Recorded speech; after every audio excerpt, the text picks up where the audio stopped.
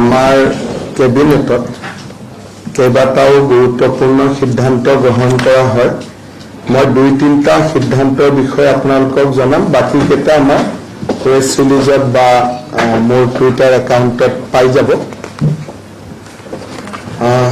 প্ৰথম আজি আমাৰ কেবিনেটত আপোনালোকে জানে যে বহুদিনৰ আগৰ পৰা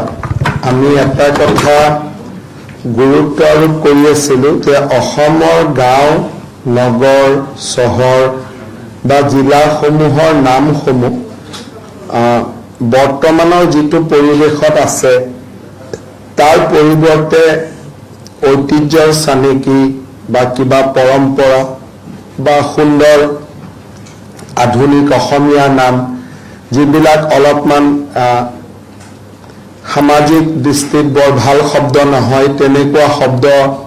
শব্দৰে গাঁও জিলাসমূহৰ নামাকৰণ হৈছে বা বহুত জিলাৰ বিভিন্ন ঐতিহ্য আছে কিন্তু ঐতিহ্য প্ৰতিফলিত হোৱা নাই, নামটো বেলেগ ধৰণে হৈ আছে। তেনেকৈ আমি অসমত বহুবিলাক গাঁও আমি নাম বদলাইছিলোঁ, আপোনালোকে জানে, যেনেকৈ আমাৰ ইয়াৰ কালাপাহাৰৰ নাম বদলোৱা হৈছিল, এনেকৈ আমাৰ বহুবিলাক বহু অঞ্চলত নাম বদলোৱা হৈছিল। আজি সেই শৃংখলাকে আগুৱাই লৈ গৈ ষ্টেট কেবিনেটে আজি আমাৰ কেবিনেটৰ বৈঠকত কৰিমগঞ্জ জিলাৰ নাম আমি শ্ৰীভূমি জিলালৈ শ্ৰীভূমি জিলা বুলি নতুনকৈ নামাংকন কৰিছোঁ। এতিয়াৰ পৰা কৰিমগঞ্জ জিলা শ্ৰীভূমি জিলা হিচাপে নামাংকিত হ'ব আৰু আজি কেবিনেটে তাৰ ওপৰত আমাৰ সিদ্ধান্ত গ্ৰহণ কৰিছে।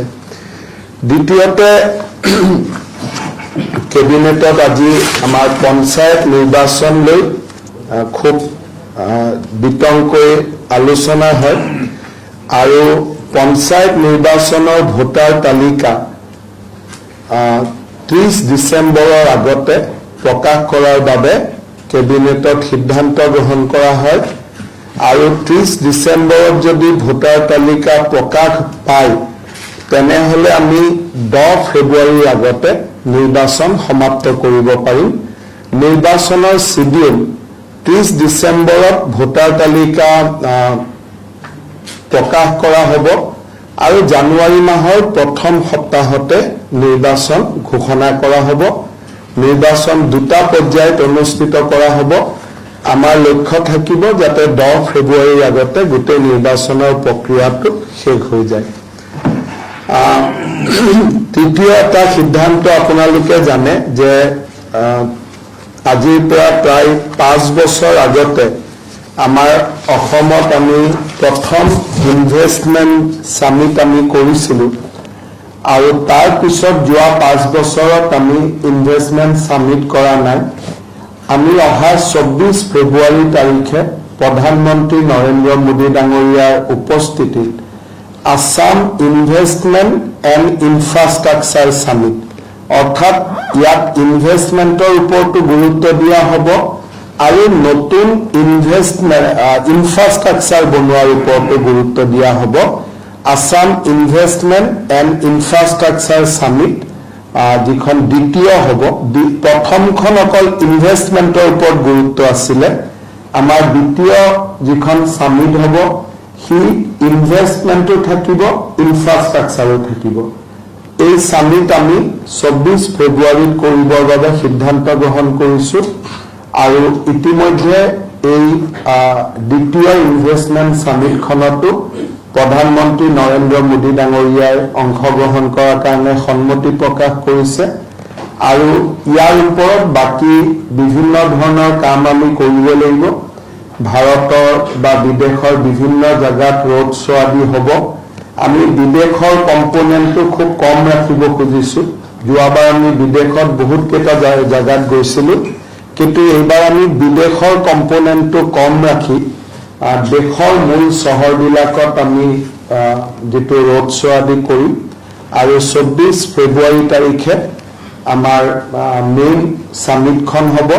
তাৰ ওপৰতো আজি কেবিনেটে সিদ্ধান্ত গ্ৰহণ কৰে আৰু বাকী সৰু সৰু কেইটামান সিদ্ধান্ত আছে সেইকেইটা আপোনালোকক টুইটাৰ বা ফেচবুকত বা আমাৰ পেজ চিৰিজত পাই যাব কিবা যদি আপোনালোকে সুধে সেইটোৱে কথাটো ক'লো যে যিবিলাক নামে ইতিহাসক ৰিপ্ৰেজেণ্ট নকৰে তেনেকুৱা নামবিলাক আমি লাহে লাহে পৰিৱৰ্তন কৰি গৈ আছো যেনেকে কালাপাহাৰ নামটো কিয় পৰিৱৰ্তন কৰিবলগীয়া হ'ল বুলি তাৰ কোনো কাৰণ নাই কালাপাহাৰ নামটো আমাৰ অসমীয়া বা বঙালী অভিধান ক'তো পোৱা নাযায়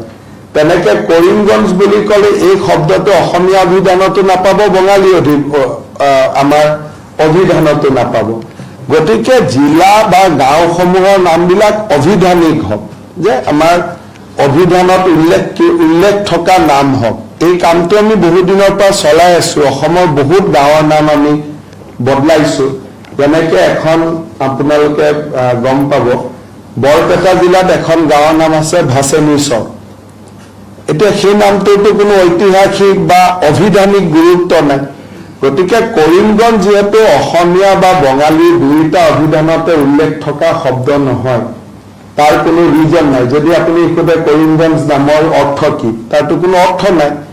শ্ৰীভূমি ক'লে এটা অৰ্থ থাকিলে সেইকাৰণে আমি কৰিমগঞ্জ জিলাৰ নামটো শ্ৰীভূমি কৰিছো আৰু আপোনালোকে যদি আৰু অলপ আগলৈকে যাব খোজে এই নামটো আচলতে আমি দিয়াতকৈও কবিগুৰু ৰবীন্দ্ৰনাথ ঠাকুৰে নিজেই এই নামটো উল্লেখ কৰিছিলে এসময়ত যে আমাৰ গোটেই অঞ্চলটো শ্ৰীভূমি বুলিয়ে তেখেতে এটা সময়ত উল্লেখ কৰিছিল 1919 চনত যেতিয়া তেওঁ সিলেট ভ্ৰমণ কৰিছিল তেতিয়া তেওঁ সিলেটক সুন্দৰী শ্ৰীভূমি বুলি কৈছিলে আমি এতিয়াতো সিলেট বাংলাদেশত আছে কিন্তু আমি কৰিমগঞ্জ জিলাখন তাৰে পমখেদি শ্ৰীভূমি বুলি নামাঙ্কন কৰিছো এই অসমীয়া অভিধানিক শব্দ ই বঙালী অভিধানিক শব্দ কাৰণ সেইটোৱে বেলেগ কোনো কাৰণ নাই আৰু আমি অসমৰ বাকী গাঁও চহৰ নগৰ যিবিলাক অভিধানিক শব্দ নহয় লাহে লাহে আমি অভিধানিক শব্দলৈকে গৈ আছো সেই শৃংখলাতে আজি এটা নামাঙ্কিত হ'ল প্ৰস্তাৱ কেবিনেটে প্ৰস্তাৱ ল'ব লাগে আৰু আমাৰ সকলোৱে বিচাৰিছিল সাংসদ বিধায়ক সকলোৰে লগত এইটোতো হঠাৎ কৰা বস্তু নহয় 2-3 মাহৰ পৰা ইয়াৰ ওপৰত আলাপ আলোচনা ডেফিনেটলি চলি আছে